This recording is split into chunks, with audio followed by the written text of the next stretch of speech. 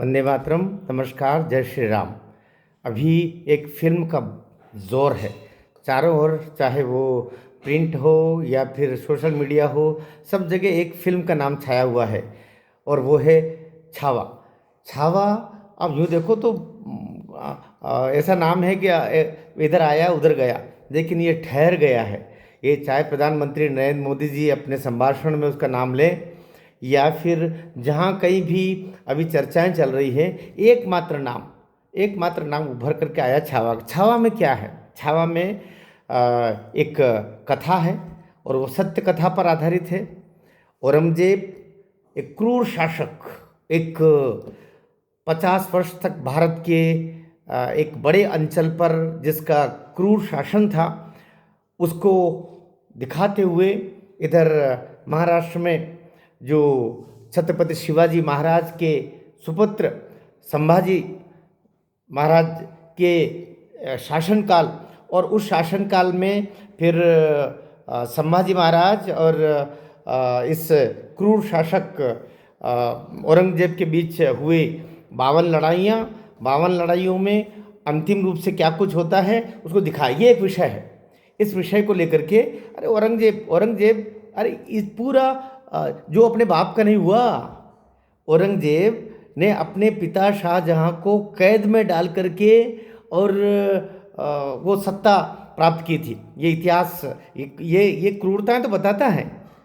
और शाहजहां तो ये भी कहते हैं कि अरे कम से कम सनातन संस्कृति से, इस देश की संस्कृति से थोड़ा सीखता, जब उसको खाने को ठीक से 2 रोटी नहीं मिलती थी, समय पर पानी भी नपा हुआ पानी देता था औरंगजेब, तो वो बड़ा बद्दुआ दी थी कि यहाँ तो हिंदू समाज के लोगों से सीख।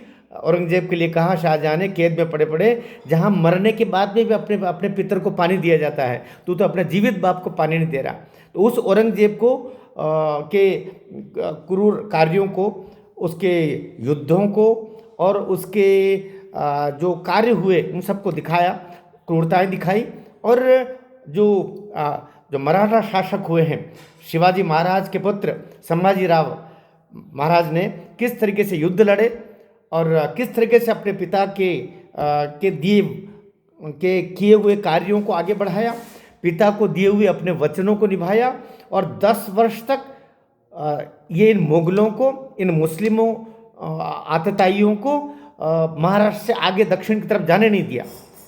किस तरीके से ऐसा कुछ किया होगा, फिर बाद में उनके साथ क्या कुछ हुआ, कैसे धोखा किया, और धोखा किए करके और अपने ही कुछ रक्त से जुड़े हुए जो रिश्तेदार होते हैं, उन्होंने कैसे षड्यंत्रपूर्वक उनको गिरफ्तार करवा दिया।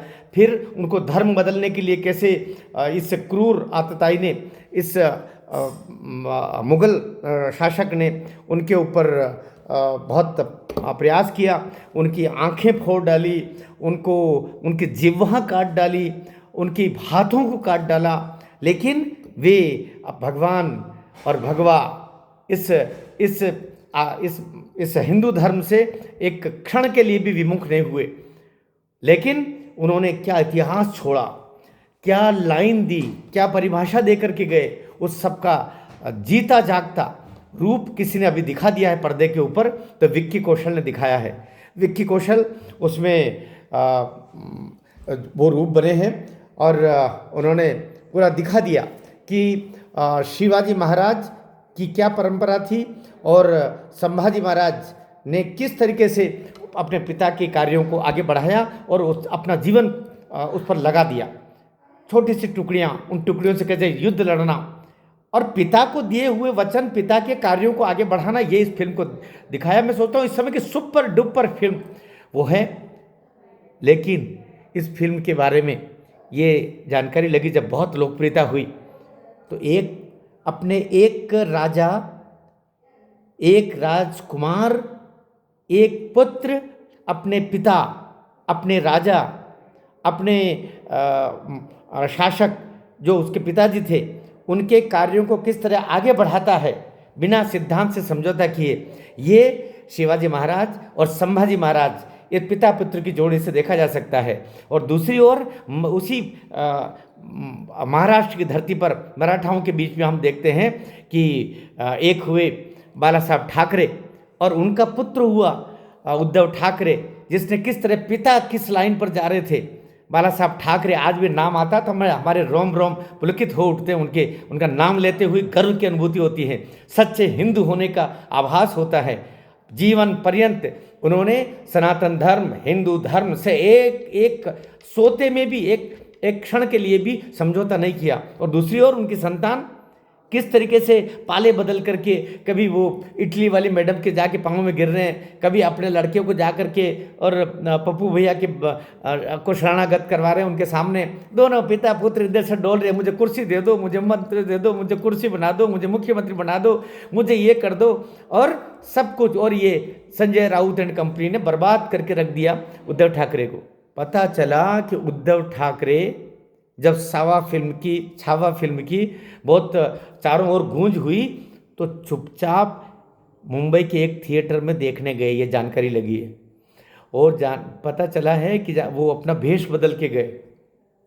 कैसे कैसे लोग हुए हैं, कैसे कैसे लोग हुए हैं। अरे ये तो छत्रपति शिवाजी महाराज की भूमि है, जय शिवाजी जय भवानी की भूमि है। तुम वैसे जाते, अगर अच्छे तुम्हारे काम होते तो तुमको छुप के क्यों जाना पड़ा? और छुप के जाना पड़ा तो छुप के जाना पड़ा।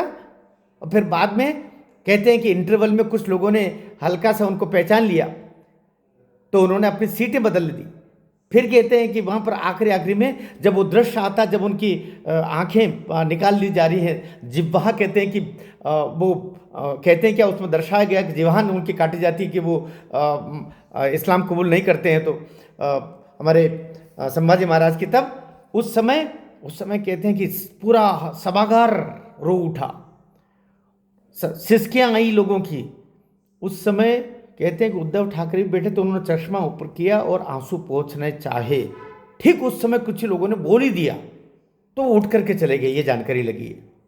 शर्म आनी चाहिए, कैसे शेर पिता की किसी गीदड़ संतान हुई है।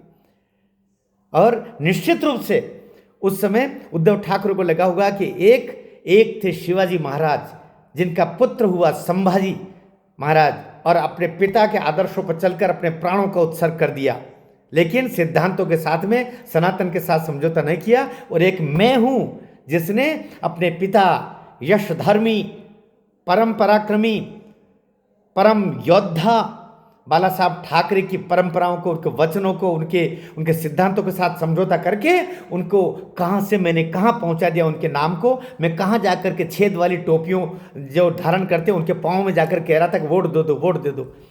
तो शायद ये कहीं प्रायश्चित की, कहीं दुख की पराकाष्ठा भी हुई होगी उस दृश्य को देखने के बाद में। कहाँ संभाजी महाराज जैसा पुत्र और कहाँ मैं बाला साहब ठाकरे का पुत्र, मैंने क्या किया।